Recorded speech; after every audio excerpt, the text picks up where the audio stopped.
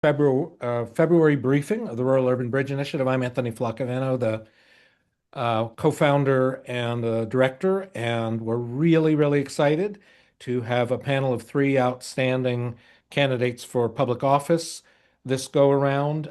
Some of you know that 2 years ago, Ruby released a study called Can Democrats Win in Rural America?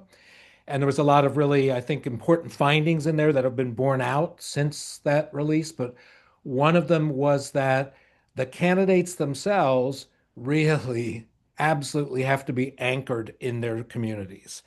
Certainly, if they're born and raised, second, third, fourth, fifth generation, all the better. But at a very minimum, even if they move to the area at some point, they really need to know their communities. They really need to be engaged in the places they're running for office. And they need to have what we called in the report a local fluency. And I can assure you that our three candidates today have that local those local roots, that local fluency, and we're going to hear all about it. Our structure will be that will take the first 25 to 30 minutes for a conversation with the three candidates that I'll facilitate, and then at that point we will stop and open it up to you for your questions. As always, you can put questions in the chat, and you can also raise your hand. So great, we're ready to go. So I'm going to just introduce the three panelists, but then actually they're gonna introduce themselves. We'll start with Nathan Sage. Nathan Sage is running for the U.S. Senate in the state of Iowa, and he's a mechanic and a union guy. And I don't know if this is your first bid for office or not, Nathan. I think it is. Hmm. We'll hear much more from you in just a moment. And then Dr. Melissa Byrd. Melissa is running for the congressional seat in Oregon's 4th district. Melissa has a long history in that region. And as you'll hear, she actually has had a lot of other ventures going on, but is running right now in a primary challenging a Democratic incumbent. And then our third panelist is Paul Nolley, who is running for the Illinois 16th Congressional District. Again, Paul with long roots there, and Paul also involved particularly around unions and apprenticeships to bring people into the trade. So that's just a teeny bit about each one. Let's go ahead and start with Nathan and just tell us a little bit about yourself before we get to the details of the campaign. A little bit about yourself and why you're running, Nathan. Yeah, I'm originally from North Iowa, from Mason City, Iowa. But I served in the Marine Corps. I served in the Army. I did three fun-filled tours to Iraq. I used my GI Bill to go to college and get a degree in journalism, mass communication. So I was a radio host as well and used to interview local candidates and senators and things like that. But I also worked in radio, like I said, in sales and working with rural communities every day, trying to make sure their viewpoints and their voice is heard. And that actually helped me transpire into my most recent job, where I was the executive director of the Knoxville, Iowa Chamber of Commerce, working with small businesses in rural Iowa, town of 7,000 people now, right now. And yeah, I come from poverty. I come from working class. My dad was a factory worker. My mom was a daycare teacher, and we didn't have a lot of money growing up. And both of them here in Iowa, I was number two in cancer rates, and both my parents died of early graves of cancer. So I'm running for office to fight for a lot of people that are not heard. We're the only ones in Iowa that did the 99 county tour and listened to voters and listened to our constituents, because that is what is important in rural Iowa. You got to sometimes just shut up and listen. So I'm a guy that is willing to listen, willing to understand, know that I don't know everything, but willing to fight for people that are fighting every day to survive in this country. Thank you, Nathan. And I would say, with all due humility, that if there is one single message we should convey to the left and the Democratic Party, it is shut up and listen. Yes, absolutely. They'll tell you. Bingo, bingo. Nicely done. Melissa. Hi, everyone. I'm Dr. Melissa Byrd. I live in Corvallis, Oregon, and I'm running for Congress in Oregon's 4th Congressional District Democratic primary. I am a working mom and a small business owner. I'm also married to a disabled veteran. Go Army. I have three kids.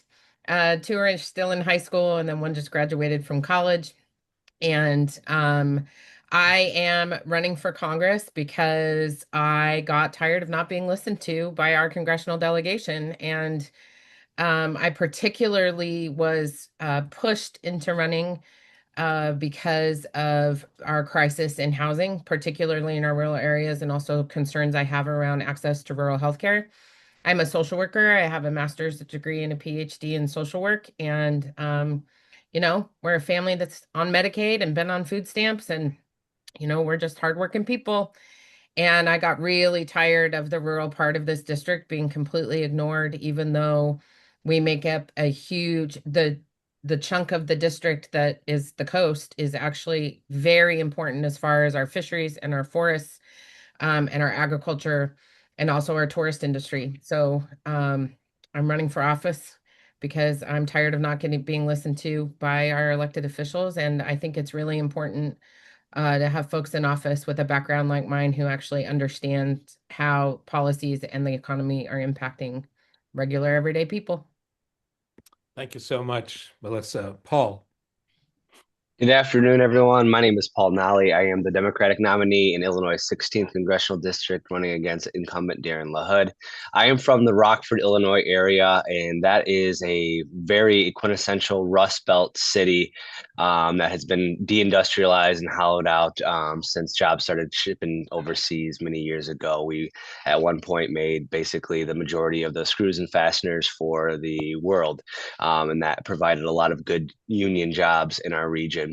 And I'm from working class parents. Neither of my parents had college educations growing up or anything like that, but I did get to go to state school. My mom inspired me when I was finishing high school. She went and got her degree, and so I got Pell Grants and student loans and got an education so that I could avoid kind of the outcomes that my father had in his blue collar work, non-union work. I have been involved with activism since a young age, and got involved with in 2004 with the movement against the Iraq War. My grandfather was a Vietnam veteran, and his service over there had a really big impact on our family, and that was a big reason to get involved with activism when that happened to our country. Um, I am the proud father of two young children. My wife and I met in high school and have been together ever since. And I've built a career working with faith-based and community organizations in the Rockford area, about 15 years. And over the last 6 years, what I've done is run an organization where I represent building trade unions and contractors. And I go out and tell students and community groups all about registered apprenticeship programs, help diversify those programs, and make sure they understand that there is a slice of blue collar careers out there where you can actually make a good living wage and a pension and healthcare, even though in many industries that has declined. So I am running because I am very worried about the future for the next generation. And my wife and I both are really, really scared about what's going on. And I just feel like regular people like myself and the two other candidates and many others need to stand up, and we have to get involved and fight back if we want to have a democracy in our country like we all kind of grew up in. As rough as we may have had it, it's even looking rougher now. So it's my first time running for anything, and I'm really excited about what we're building. Lovely. Thanks. I'm going to reverse the order now. Start with you, Paul, to pick up. You're out in the community a lot. All three of you are. I'm sure you hear all kinds of things, both in terms of issues, critiques, and everything else. But is there one or at most two things that keep rising to the top that working folks in your district are talking to you about? Yeah, I mean, I think one thing that I hear all the time, and it's not just through this campaign, but it has informed me, for many years, and it's more true to this day, is that the establishment, the political and economic establishment, not only is not in touch, as the other two candidates had mentioned, with what working people and low income people are facing, but they don't really care about us. That's not their priority, and this administration is just perhaps the greatest illustration of that we've ever seen. But it transcends that in the different Democratic and Republican administrations. So I just think that that's one big thing on a higher level that I hear all the time, is that the system doesn't work in both political and economic sense. And then getting into specifics, young people, especially like, people who are in their 30s like me and younger, housing and childcare, childcare being as much as your mortgage, if you even can get a house, even can get a mortgage and all that. So, that whole affordability, they don't put it in they don't, put it in those terms when I'm talking to them, but those, I could go on and on, but those are some of the main things I hear all the time when I go out and talk with folks. Yeah, that's great. I'm sure we're going to hear some resonance from our other two panelists. Melissa, what do you hear when you're out and about talking? What kind of rises to the top and you hear most often? It's been really interesting to watch it evolve ever since we launched the campaign in July. So, at first, it's always been housing, 100% across the board throughout the whole entire district, no matter where I am. Housing is a huge concern.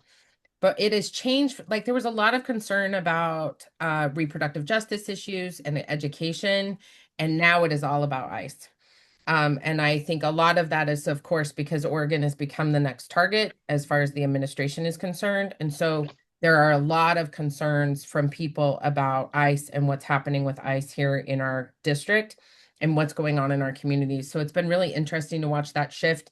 And I will say the other thing that's really been coming up for people is healthcare, um, especially in the southern part of the district and the coastal part of the district. People are deeply concerned about what is happening to our healthcare system, particularly among folks, our elders, and folks who really rely on, who are aging and rely on getting to medical systems quickly, and they can't because of where they live. Yeah, yeah. I'm going to add a little bit to this and ask you first, Melissa, and then we'll go to Nathan. So, do you find it's difficult, or has it become a problem in any way for you that the horrors of ICE and the Trump administration more broadly, does it make it difficult for you to talk about the things that you want to talk about in terms of housing and economics and other things? Do you find that his chaos and terror is distracting in a way from your own priorities? I don't think it is because one of the ways that I operate in the world, particularly as a Native person, is thinking about how are we engaging in relationship building and community building. And so I always bring into the conversation, because I think what we are doing to our neighbors and our immigrant family members and our friends and the people that we live with every single day, it's wrapped into the economy, healthcare, and housing, and how we are accessing food and all of those things. So I don't think it's a distraction. I think actually I've been able to really help people understand how this is part of our community issues in a broader sense. Great, great. Nathan, but first of all, is there an issue or two that's rising to the surface? And then, if you care to, you can also respond to that second thing about whether the Trump chaos has kind of become a distraction or a difficulty for yourself. I think that first I'll say the Trump distraction, the Trumpism, the Trump that he is. I think that's always a distraction. I think that allows everybody that shows up is either fearful or angry. Usually when we meet with them, and they're fearful about the way of the world, and then they talk about why they're fearful and what is the causes. And for example, first of all, I do got to say I launched my campaign in April, and we heard Joni Ernst tell everybody in May that we were all going to die. So everybody has a right to be fearful. However, the big issue obviously was the big bullcrap bill and the cut to Medicaid and how that's going to affect our rural communities. And then here, we have tariffs and you have farmers in bankruptcy. So in Iowa, they're all connected, and it's like this rural attack. There's what it feels like for a lot of people. So that is the number one issue, is like, how do we combat this? How do we stop all the chaos that's going on? Our farmers are, that is number one. Number two, which is I always got to say this, which always surprises me and gets yelled out at every one of our events, is they always scream "End Citizens United" so we can get big money out of politics, because that is the belief that is the main cause of a lot of the issues in rural Iowa is we're not properly represented. We're not we're bought and paid for by billionaires and corporations. So I think those are the two major issues. And yes, Trump and his chaos. I think we always kind of joke at every one of ours is like, hey, who woke up today going, what the hell's going on today? Because it just seems like they hit you with chaos, and then you got to figure out how to live your everyday life while watching people die in the streets or watching the chaos that's going on. So it starts with fear and anger, and eventually gets to the point where, like, okay, if this is what's going to happen now, how am I going to make it through when our hospitals are closing, or bankruptcies to our farmers and stuff like that? So Yeah, those are the issues. great. Paul, did you want to add anything about the Trump factor in this in your own campaign? Yeah, I kind of going off what Dr. Bird said, I don't think it's a distraction. I think it's actually, I just was having a conversation at an event last night, and it's like, the more chaos and instability we're seeing in our country, the more motivated people are, and they're coming out. And, we're seeing we had a big event last night, and I had a number of Republicans, and these are just the ones that volunteered to come up to me and talk to me. And they're like, hey, I'm a Republican voter, always have been, but holy cow, what's going on? I want to do something. So, you do have to be able to talk in all these different ways to all these issues, that the issue of the day, so to speak. But I actually think it's getting people to wake up. Some of us kind of realize it at certain points, and that's okay. But for people to realize, like, okay, this was the final thing that made me realize it. So there's so much going on. We have so many challenges, and we, as people running for this type of offices, we have to be able to address all of those, and then focus, again, when we're messaging on those our core values and our core policies. Yeah, great, great. Okay, two more questions before we move into the full group. Melissa, I'm going to start with you. As a working class person from that background, do you see are there specific challenges that you're facing? And are there also some real advantages to being a working person in the campaign? This is such a loaded question. I worked in politics for almost 30 years before deciding to do this on the policy side. So I've always been involved in policy advocacy. I've written and passed laws. I've lobbied Washington. I've lobbied the state of Utah when I was the lobbyist for Planned Parenthood of Utah. No small task, by the way.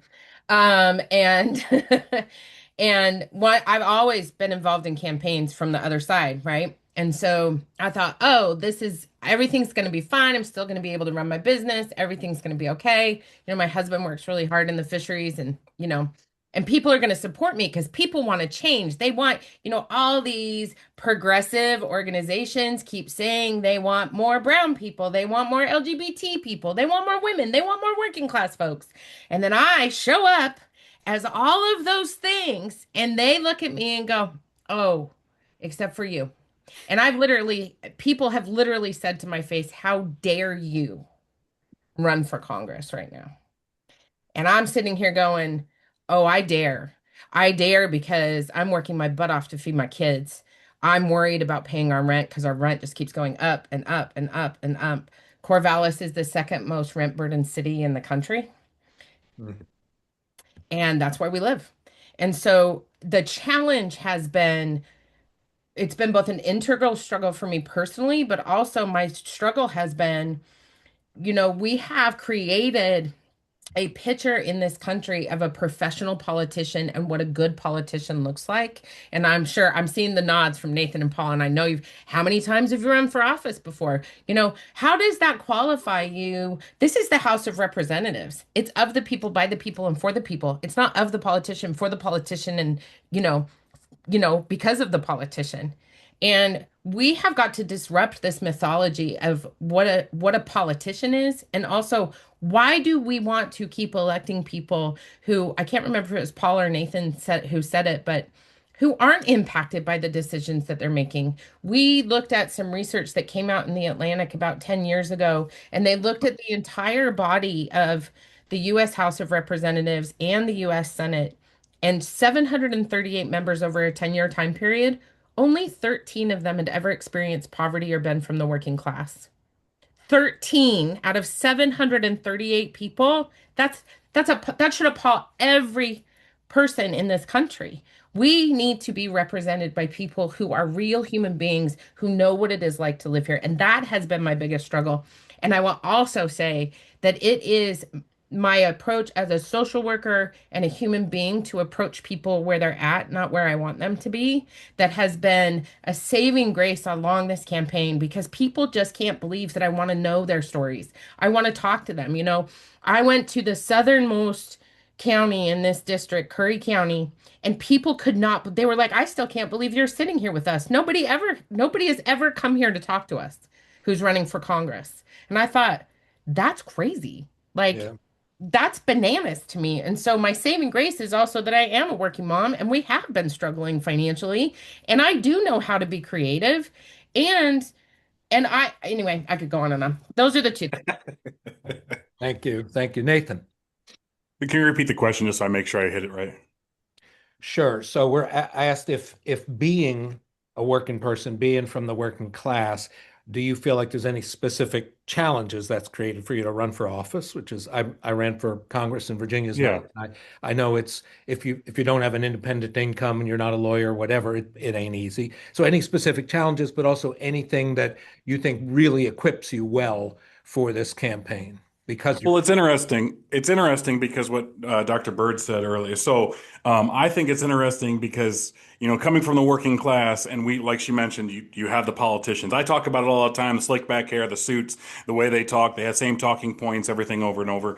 And what happens is when I meet with people, when I have conversations with people, or when I speak, because I speak very passionately and authentically, that people come up to me afterwards and they shake my hand and they're like, "You're real." And I'm like, this is all I know how to be. This is because I'm a real person. And she mentioned the numbers. 2% of Washington, D.C. comes from the working class. 98% is generational wealth. Like you're used to what you're used to because that's what you've been fed your whole entire life. So you're not going to get a guy that speaks the way that they speak because that's not who I am. And I think the challenges for me being a working class person is one, but this is my first time running for office. Raising money with no name recognition and trying to get out there as a working class person, rich people are more prone to take care of their own than they are to put a risk on some guy that they've never met in the middle of Iowa that has a beard and has tattoos and might maybe cuss every once in a while. And so for me, that is the challenge is they want real. Iowans want real, but do the donors really want that? I don't know. And that's where the problem comes in. And it's like beating your head against a wall continuously because you're like, this is what we need. We need more people that are willing to say it how it is and speak their mind and speak truthfully because that's how we show the world what is going on in our rural communities, what is going on in our backgrounds, is speaking truth to power. The question is, how do we get rich donors and people above us, the establishment, to actually understand that this is what we need to do? They're safe in their spot and they don't want anything. So that is a challenge, but also I took a pay cut to do what I'm doing. I had to take over my 5 year average. I took a pay cut to be able to do what I'm doing and stand up here and fight. So it makes it harder at home. I have two daughters. I have an 18-year-old and a 13-year-old trying to pay for them, trying to pay for my life and also campaign and do a 99 county tour. It's like you're away from home, you're away from everybody. You feel like nobody up at the top is giving you money or recognition, and you're just trying to do what you thought or what you believe is the right thing to do and speak truth to power and give people proper representation. The problem is, it doesn't seem like the establishment, doesn't seem like the rich donors, it doesn't seem like the people actually who talk about it really want it. Thank you, Paul. Yeah, I mean, so much was already spoken, but a couple of things come to mind for one, which Nathan was just hitting on. Regular people who are running for office, most of us at least, we got to work still, so I still got to work, put food on the table. My wife is a public school teacher, and she has to keep her job as well. We got two kids, so it's a full-time job doing this, even beyond it's a 24/7 job, basically running for federal office. So, but what else are you going to do? If you feel so passionate, you feel compelled to do this, you got to do it. And that's how I'm approaching it. On the other hand, working class people, we know how to work our asses off. So, we are putting in the work. We know what it's like to work days and nights and never, a little sleep and all that. And that's a work ethic that my parents put into me. And that's what I've held my whole life, working in community organizations and, helping other people run for office and all that. So, we have that inherent in us. And then in our race, particularly, the guy I'm running against, he's from a political family. His dad was a congressman and a cabinet secretary, and before that was a chief of staff for a congressman. So he's never had to work for anything in his life. He's never had anything like that, and so that contrast I think is really powerful. And like Nathan was saying, the way you can talk to people, the way you can relate to people, the way you understand the way they struggle, the other folks just cannot do that, and if they try, it just comes off in such a fake way. And so, there's a lot of power in that, but it does bring a lot of challenges and difficulties. But you just got to keep pushing and keep, stay true to yourself and just go out and do the work every single day and practically every single moment of the day. Good. So we got one more question. I'm going to alter things just a little based on what you all have talked about. I want you to talk a little bit about campaign details. I also want you to do it really quickly because we're almost out of time for this phase. I'm going to start with you, Nathan. So two pieces about your campaign. One, to what degree are you succeeding in getting a good cross section of people to come out, whether it's a big event or whether it's just your visitation? Are you getting a good dose of indies and moderate Republicans? And the second thing is, when you're talking to folks, I know right off the bat we all agreed with Nathan's statement that we need to shut up and listen. Nevertheless, you do at some point have to talk. How do you begin to engage people? Do you have a specific way? Is it, sort of thing? And it varies. But Nathan, give us a sense of those two things, and then we'll move So to the next person. yes, so yes, we are seeing a lot of different. So I'll take it. I'll give you a couple examples. So in Iowa City, in Iowa, Iowa City is like the Democratic hold. Like it is blue as can be. It is a blueberry. We went there back May. We've been there multiple times. It was back in May. They have a brewery there, and we packed it with 200 people. And in that moment, the they're used to having Democrats. And in that moment, the bartenders came up to me and were like, "We're used to having liberals here, but these aren't all the same Democrats we've seen before." And it was that event that people came up to me and were shaking my hand, going, "Nathan, I didn't know who the I didn't know who the hell you were until my Trump-loving Republican son sent me your video and said this is a guy I would vote for." Mainly because for me, connecting to these people, I mean, another example would be like Council Bluffs. We're in Council Bluffs, and a woman came up to me. She goes, "Nathan, I've been a Republican since I was 17 years old, and my mom said the only way you stay in this house is if you're a Republican." And she said, "Me and my husband are here listening to you right now because it feels like in this world we're in right now, people are not fighting for us. They're fighting against each other, but they're not fighting for us. And we need someone who's actually going to fight for us." And so for me, those are examples of the different Republicans. And we were in Northwest Iowa, which is hard red, and we have an independents. People are like, "We're actually Democrats, but we got to be independents because our neighbors don't like us being Democrats." And they're coming out and they're having conversations because, we have to we have to be able to connect to those and to all those people if you especially want to win a general election. And looking at that, like when I speak to them, how I engage to them, I start off talking about my life. I talk about where I come from, my background, so they know that I'm not your run of the mill. And I even make the joke like, "Hey, you can tell by the way I'm talking. I just said a cuss word that I'm not your run of the mill politician. I'm not the same guy," because that's what the biggest problem is we keep putting the same people forward and nothing. And what have we done as Democrats for forever? We just continue to lose, and we can't lose anymore. So when I start to talk about how I'm here, and this is also how I talk to my father-in-law, who's a Trump-loving Republican. I told him this. I said, "I am here because 98% of Washington, D.C. is made up of generational wealth. 2% come from the working class. I'm here not for Republicans, independents, or Democrats. I'm here for we the people taking our damn country back." And it doesn't matter if you're Republican or Democrat. They all agree with that, and they all understand that what we're seeing right now at the top is corruption. What we're seeing at the top is people fighting over billionaires and not helping on not ways to fighting over ways to help rural America.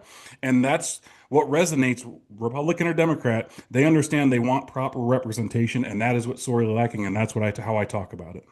Okay, cool. Paul.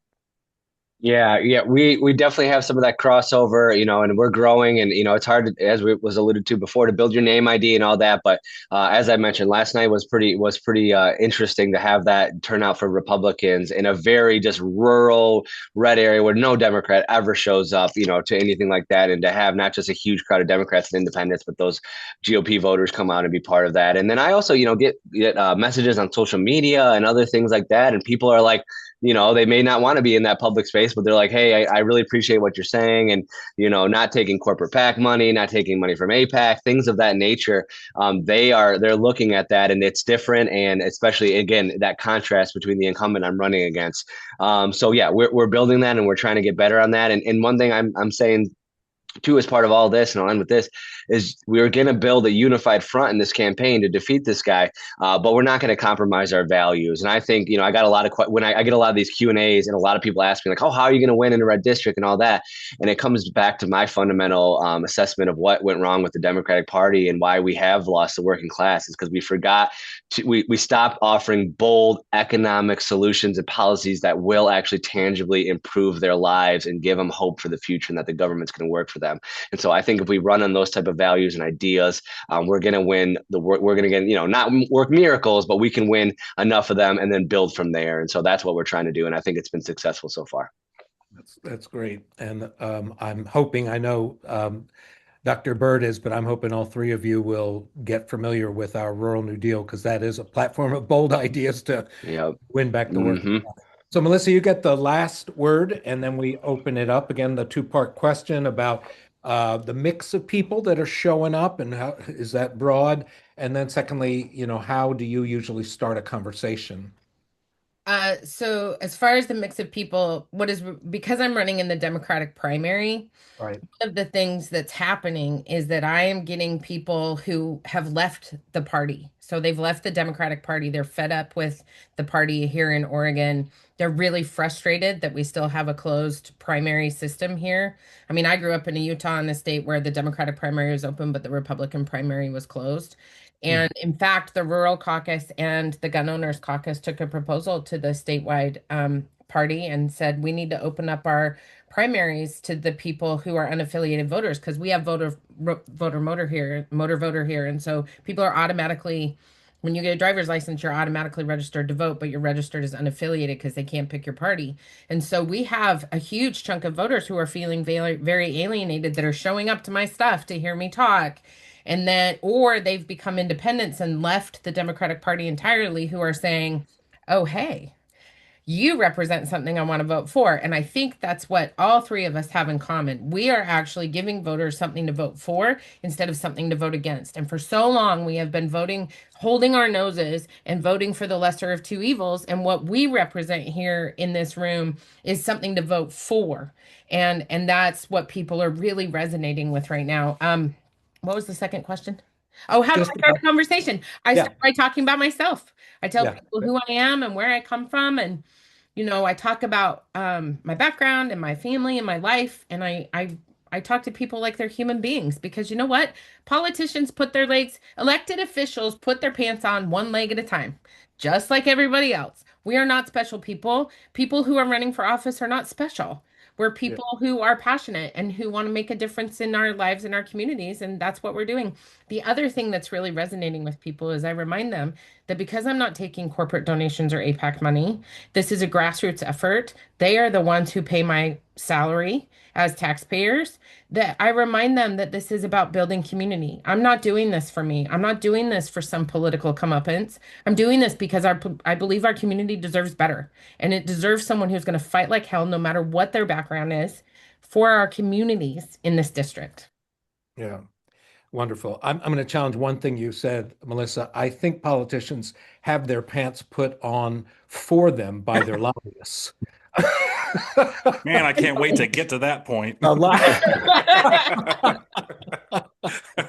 So wonderful conversation, all three of you. So great. We've still got 25 minutes to the top of the hour, and usually we go a little late if you all are able to stay on. So I'm going to start while people are formulating their questions. I know there have been a bunch in the chat. I've not been able to keep up with them. Ariella, I'm going to ask you if you would pick one, well, just pick one initially, and then I'll probably ask you to come forward with a couple of more for our panelists. Yeah, I would love to. Hi, everybody. I'm Ariella Thornhill, and I'm the communications director for Ruby. I have been studiously pasting the questions from your chat into a private chat with Anthony, but I'll let him work in the background to curate some of those.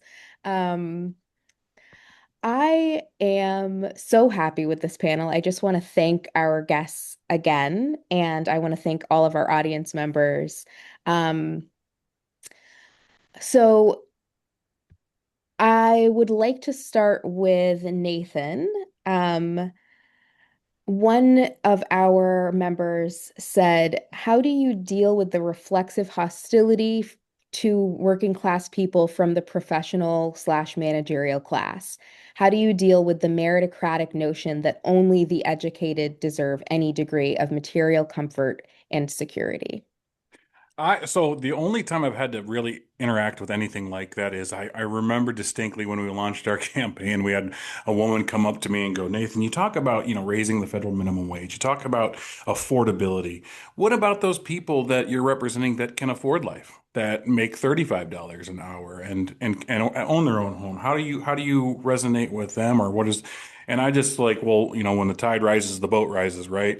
And right now, we're leaving a lot of people drowning at the bottom, and this country cannot continue on the path it's going. It will continue to crumble if we do not do something for those people that are struggling, especially in Iowa when you have 385,000 people that are food insecure, that can't even afford to put food on their table. Like, we have to take care of people in this world. And I tell everybody that I'm here to help people. And yes, if you have been successful in life, don't you think affordability would affect you as well? Don't you think lower prices and lower healthcare costs and getting big money out of politics and having proper representation would help across the board? Like, it's not being a smart ass, more of it's just like, I understand your condition, but it's like looking at this world and going, if almost 70% of us are living paycheck to paycheck, I think those are the people that obviously we have a fundamental issue going on, and we need to fix that problem. That will ultimately fix a lot of the problems for people higher up as well. So that's how I started. That's how I talk about it. I'm not scared to initiate it with it. And honestly, when it comes to professionalism and rule, like, the people that are building this country, the union leaders, the union members, the people that are working day in and day out to try to give their kids an opportunity to go to college, to have a real opportunity in this world, they're just working class individual people trying to make it in this world. And yes, professionally, you've done a great job of yourself. You're going to have a great opportunity for your family and friends. How about we try to give these people some of the same opportunities as well? So that's how I address it. It's not a knock to them. It's more of like, we're trying to lift everybody at the same time. Dr. Bird, would you like to answer that, and then we'll go to you, Paul? Yeah, it's really interesting because people see the doctor in front of my name, and it's because I busted my butt to go get a PhD, and I insist on. I mean, I wore my robe, my graduation robe, to the grocery store every week for a month, and my kids were horrified. And I was like, listen, I worked hard for this. I barely made it out of high school. I didn't think I was going to graduate from high school, let alone go on in my life to go on and get a PhD. So, it's really interesting what people think of of people who are educated are. So many of us now, and I know this from my students, they go and get a bachelor's degree or a master's degree, and they're so saddled with student debt that it is hard for them to survive, right? That's why my daughter lives with us with her boyfriend, because she can't find a place to live that she can afford, because she's struggling getting a job in business marketing because AI has taken over all those jobs. And so I think people also, as I'm talking to people who don't look like me or come from the same background as me, I think what we are all exemplifying here is that this is about connecting with people, and it's about being a person, and it's about people are asking for a change, and we are that change. People resonate with us whether they're rich or poor, no matter who they are, because we're actually talking to them and connecting with them. And I think that just makes all the difference. Yeah, and I'll just, just real briefly kind of follow up, and it relates to what Dr. Bird said is, that question's only kind of up, in some form, once or twice. And my response is like, well, do you think the country's going well right now? You're here at this event or wherever we are for a reason, right? And so the status quo, the people, and I hadn't heard that statistic about, members of Congress and generational wealth. So that's fascinating. I'll have to use that. But, in that sense, a general thing of like that class of people that have ruled our country, the ruling class, whatever you want to call them, they've clearly failed in so many ways, and it's a bipartisan failure, so it's not just targeting Republicans exclusively. And so, do you want that, or do you want something to change? Do you want people with real experiences that are going to understand? Yeah, maybe not your, upper middle class lifestyle, whatever that you may have, and it's nothing derogatory towards them or anything like that. But I think we have to look in a different direction, and I would echo what both of the other candidates said as well in a lot of those points. But that's kind of where, this instability, the chaos, the attack on our Constitution, our civil liberties. I mean, that's something that every single person, especially at an event like we're hosting, is probably concerned about, regardless of what, strata of class, society they come from. And I think that's really important that we all, address that. I've got a couple that I've picked up from Ariella's posting as well as some in the general chat. What about the Christian right, so-called, the evangelical churches in your state, in Nathan's case, or in your district? Are they playing a role? Is that something are you trying to woo some of those folks? You're trying to confront some of what they're doing? Where do they play in? And Sorry with me. anyone, go ahead, Paul. Go ahead, Nathan. And, on my side of the things, obviously they're going to play a role here in Iowa. I mean, I think at the end of the day, the way I look at it is they're going to have their role, they're going to have their side, they're going to mostly be on the far right side of things, and their nature. So my thought process is like I want people to know that regardless of who you are, where you come from, how you love, who you love, all of that, like that we are all in this together in a human experience, to trying to have a human beings trying to have a human experience. And so the way I look at it is I always talk specifically about proper representation, right? Like at the end of the day, it doesn't matter if you're far right or far left, that the corporate top and the billionaires and the people that are putting their thumb on the scale are what's really causing the problems in this country. And I think if you're trying to take care of people, if you're on the far Christian right, you're still taking care of the people on the far right or taking care of the people on the far left. It all goes back to needing proper representation, not the corruption and somebody with their thumb on the scale. And so for me, I'm going to keep the way I look at it is keep being what Iowans want, what they need, and that's working class representation. On the far right, I can't sit there and abide by every single thing that they believe in or want to believe in. All I can do is speak truth to power and continue to speak about the issues that I know firsthand growing up working class and trying to give proper representation that way. You're not going to win everybody over that. That's the way I look at it. But giving a wide brush of, hey, we're here to take care of everybody, not just this selected group, I think is the best approach for my state. Sure. And certainly Trump's, extremely clearly targeted things of anti-democratic cities and states and benefits to his cronies make that case even stronger right now than it would have been before him. Well, and I want to address this because I'm an Episcopal lay preacher. And so one of the things that and we are not a very religious state here in Oregon, for sure. And we do have this Christian nationalist bent in some places. But one of the things that I have discovered is that when people find out that I am a Christian preacher, they have this moment where they look at me like, I don't understand. I'm very confused.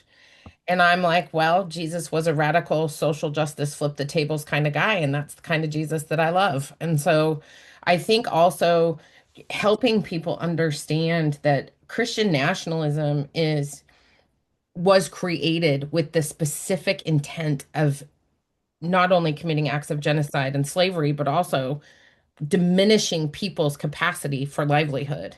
And that is not a value that I hold, obviously.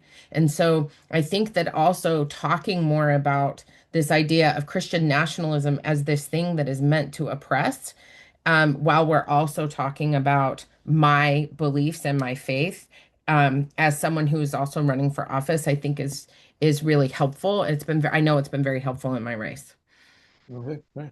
Paul, did you want to weigh in on that? Yeah, I'll just be honest, I haven't made a concerted effort to engage with the evangelical community at this point in time, but I have certainly have supporters that are part of that community, broadly defined. And I think, it's all about, how are you trying to treat people? Who are the people that you are focusing on? As Dr. Bird said, Jesus, what he was about, and I was raised Catholic all the way through. I was about 16 years old, and my whole family is Sicilian, very hardcore conservative Catholics, and not evangelical, obviously different than that, but some of those similar political beliefs and things of that nature. So I understand them. I understand the foundations of that ideology and that worldview. And if I can boil it down, like what Jesus spoke about, and one of my favorite courses in college was the politics of Jesus. That was the book we used, the text we used, and it was very much what Dr. Bird said. I mean, that's what he was about, and obviously that's what Christianity is based around, is the teachings and the life of Jesus and what he said and his apostles and so forth. So, I think that to treat people, to care about, the poor, to not vote to cut healthcare and food assistance and all those things that my opponent has done, that it just really reflects poorly. But, as a political bloc, I think, we have to look at the groups that we're really going to spend our time, and how much can we peel off and how much can we not. I think there's a lot of groups like that. But again, we still have to be open. We have to have those conversations, and we have to just be ourselves and be able to talk, to anyone that wants to talk, but be realistic about what we're up against when there is a very, very strong organized movement that has been really propped up for years and meant to divide working class people. Sure. This question is probably slightly different for Nathan and Paul because you're not running in a Democratic primary.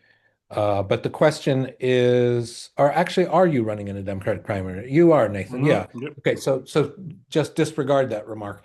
But the question is, did any of you consider running as independents?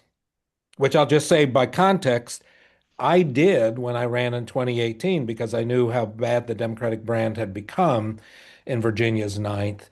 Decided against it in part because one of my strongest advisor, one of the smartest political people in the district, she said, I totally get why you would do that, but if you do, I'll have to work against you with anybody who. So it was kind of like you had to pick a side. So I wonder, just let us know if you all considered that at any point. Yep. Yep. So why did you decide against it? Why did you decide to jump into the Dem primary? Starting with you, Melissa. There's no way I could win. Yeah.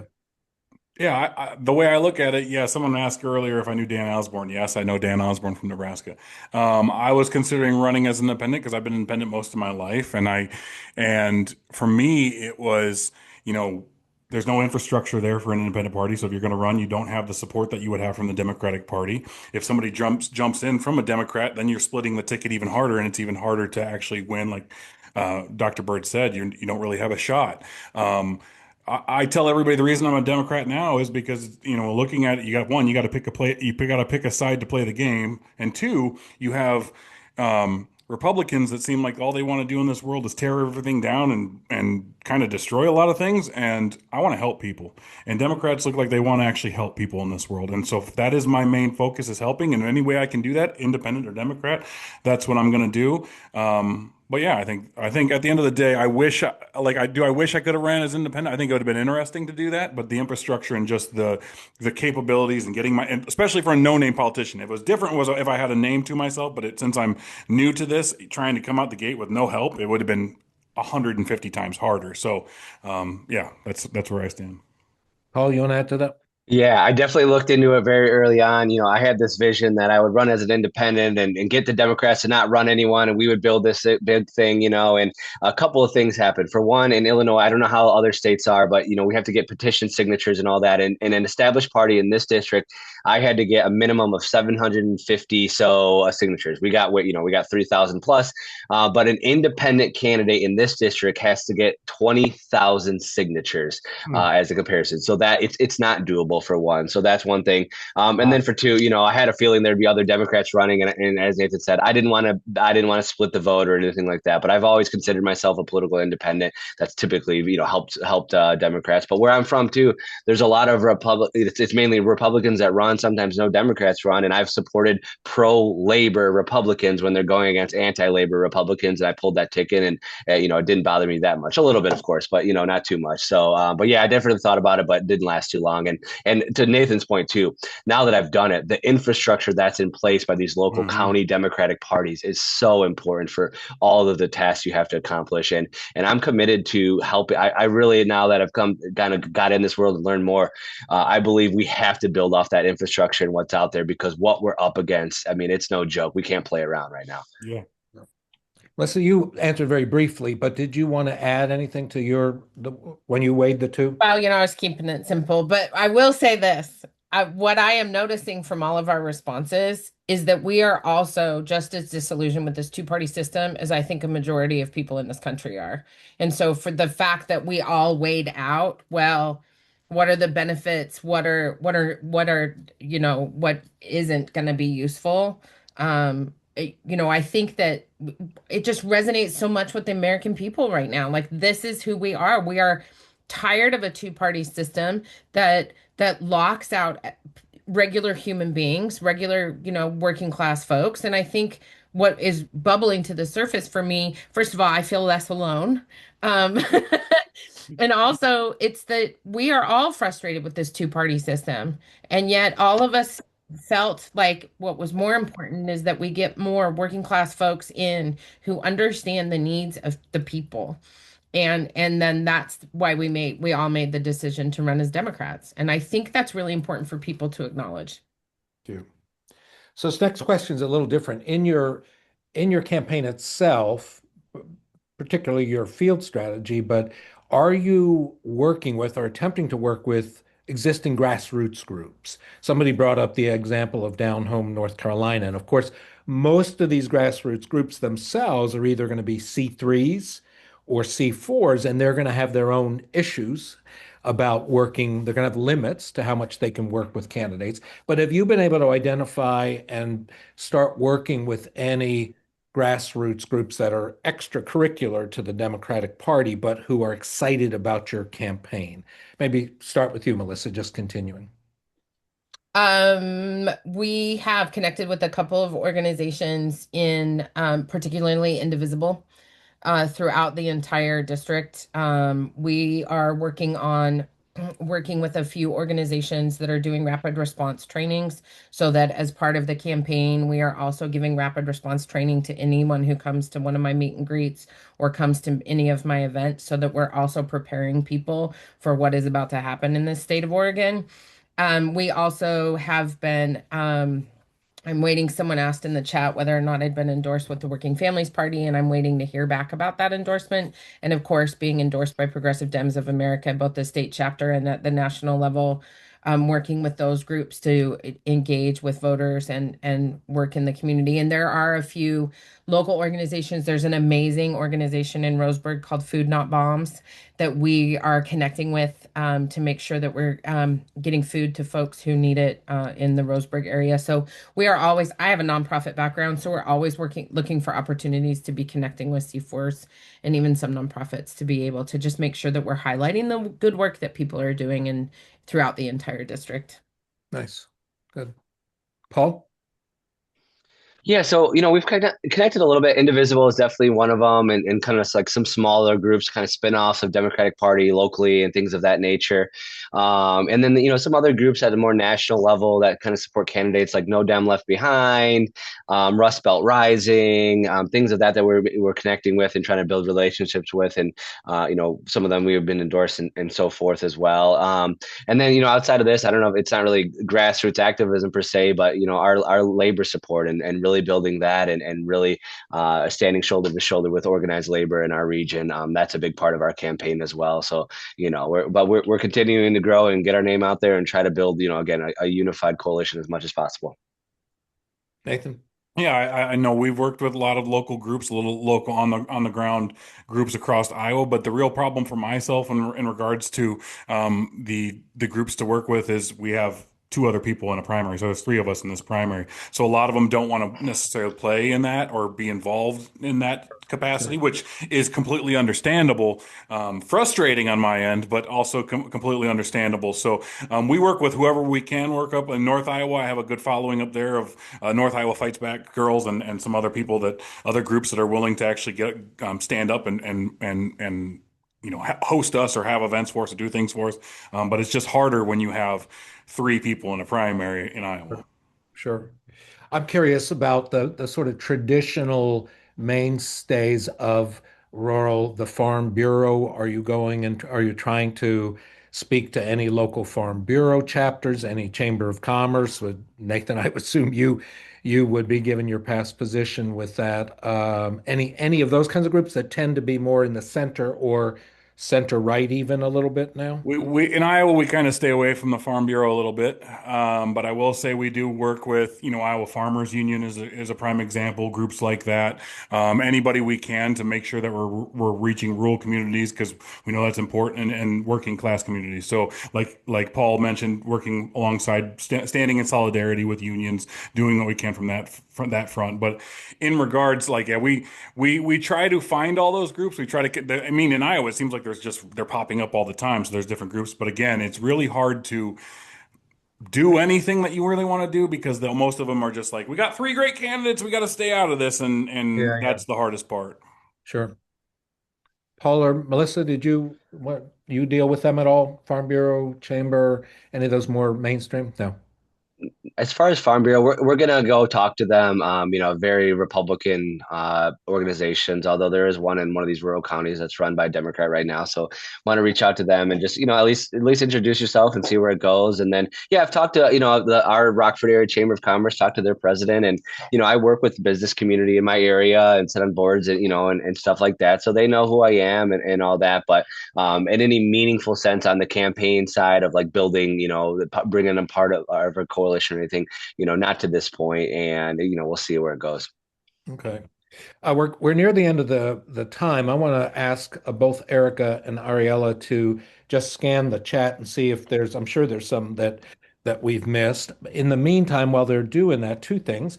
One is I want each of the three of you to pitch your campaign by putting your website, if you haven't already done it, do it again in the chat so that people who want to get involved as volunteers or as financial contributors can do that, and they can go to your website first to learn more about you. But please make sure that's there. And in the follow-up email, that when we send the recording to you all who are on the call, as well as people who registered and didn't attend, again, we can put your websites available so people can help. We'd love for you to get some tangible benefit from this. I'll also mention that Ruby does this every month. We also do about 1 billion other things, from the Rural New Deal to our incredible Community Works program, which, by the way, as a sneak preview, we just found out that we have the analysis we did of Community Works before and after that. 2 years of working side by side with your neighbors on non-political work has actually begun to shift the way we are perceived. We have the results from our Dr. Nick Jacobs on that. So we have a lot going on. So in addition to supporting these three candidates, we would welcome any contributions you want to do to Ruby as well. So with those two pitches behind us, any other things from the chat? Ariella or Erica? I like this one. To each of the candidates, is there any politician, living or dead, that you consider a role model? Well, it's not a politician, but I will tell you that Eleanor Roosevelt is one of my most favorite role models ever. Because I will say that I've read all of her books. I actually have a shrine to her in my office. Uh, a friend of mine gave me a 3 foot tall handmade porcelain doll of her in her inaugural gown for a gift when I got my master's degree. But the thing I love about Eleanor Roosevelt is she had all these amazing ideas and she knew she wasn't going to be able to do them herself. So she took them to her husband, told him he should do it instead. So, I mean, she's responsible for the UN Declaration of Human Rights and many, many other things. And I love her writing and I love who she is as a human being. So she's one of the people that inspires me the most. All right. I would say I don't really. It's weird. I don't look at politicians in that light a lot of the time. I liked obviously what Teddy Roosevelt has done, but I also look like what FDR has done. And I think especially when it comes to, hiring 50 million federal workers, Social Security, all the safety nets that we have today that are being ripped away by the Republican Party, that's who I look to as what gave us that to begin with. So I think I'd be wrong if I didn't mention FDR. Great. Thank you. Paul? Yeah, and of course, I was going to say FDR as well, but someone that, and this, I remember hearing about this guy years ago, and when I started running for office, I actually made a list of people like, okay, who am I going to kind of pull from? And it's a guy, he was, I think, the president of Uruguay, and it was Jose Mujica, I believe his name is, and this was a guy that was tortured, and he was part of this left wing coalition. But what I really always appreciated about him is that he lived a humble life, a true servant that didn't get caught up in all that, and kind of went off, and I don't even know what happened to him, if he's alive or dead. I just remember hearing about him on the radio one day, and when I was looking at, and then also I would say John B. Anderson, who is more conservative, but he ran as an independent. He's from Rockford area as well. And I just really appreciated his independent spirit, and of course a hometown guy. So yeah, but of course FDR always got to be up there as well. Great. Thank you all. Um, Well, here's, oh, go ahead. I was, No, go ahead, nope, Eric. do we have time for one more? Is it Yeah, okay? we have time for one more. Absolutely. Okay, well, someone was wondering if y'all win your primaries, which everyone here really seems to hope that you will, how will your strategy change in the general election? Or will it? Will anything change? I'll start. I don't think it will. Honestly, I'm going to be the blunt, fat, hairy, tattooed guy that says it how it is because he's tired of the world we're in. And I think that resonates with a lot of people that are tired of watching this world burn and tired of watching our democracy hang in the balance.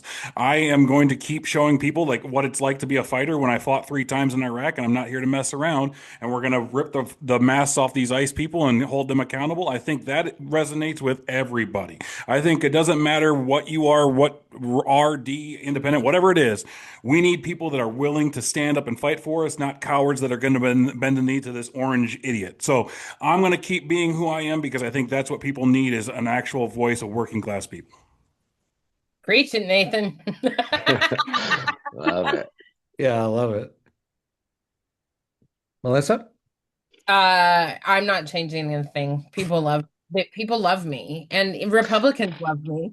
And much to the chagrin of many people, they're terribly surprised when they find out that they actually want to be with me in the community. And so I'm not going to change a thing. And in fact, I'm going to travel even harder throughout the district. I think that's the one thing that people have not done here. They stay in Eugene. Sometimes they'll come to Corvallis, but I've been up and down I put 5,000 miles on my Camaro. I even have tendonitis from shifting because I drive a 6-speed manual transmission and I have tendonitis in my left foot from driving my car. So thanks, campaign, and I'm not going to change a thing. I'm going to keep driving all over this district and talking to people no matter who they are. Quick follow-up for you, Melissa. Yeah. If, if and when you beat Val, the Democratic incumbent, is it a pretty safe seat at that point, or is it still quite a struggle in your district? No, I mean it's been Dem for 40. I mean the last time there was a Republican, I think I can't remember exactly, but I'm pretty sure it was the 50s. Okay. I can't So remember. your fight really is the primary fight. Yeah, I don't think there's any such thing as safe seats anymore, honestly. Well, Like that's true. That's true. I think I think looking at this as a seat that can be lost is shoves aside what Republicans are currently facing, honestly. I mean, I think there is a crisis of faith in the Republican Party too. Yeah. And Yeah. I think everybody's looking for something. Okay. And I'm the something because I can tell you who's looking for the Republicans and Put that on a shirt. I'm the something. I'm the something. Dr. Melissa Burke. Paul, you any difference between the primary and the general?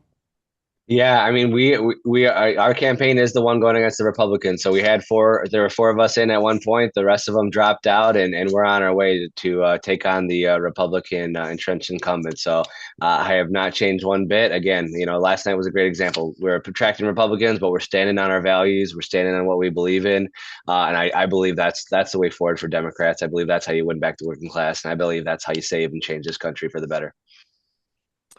So thanks again so much to Nathan, Melissa, and Paul. This has been an amazing time. And keep in mind that as great as these three are, there are other amazing rural and working class candidates. Yep. I think it's one of the most exciting groups of candidates we've had in a long time. So we're all living in the midst of this shit show, pardon my French, but there are amazing people who represent the full spectrum of America who are running for public office. We're proud that you're doing that. We're grateful to you.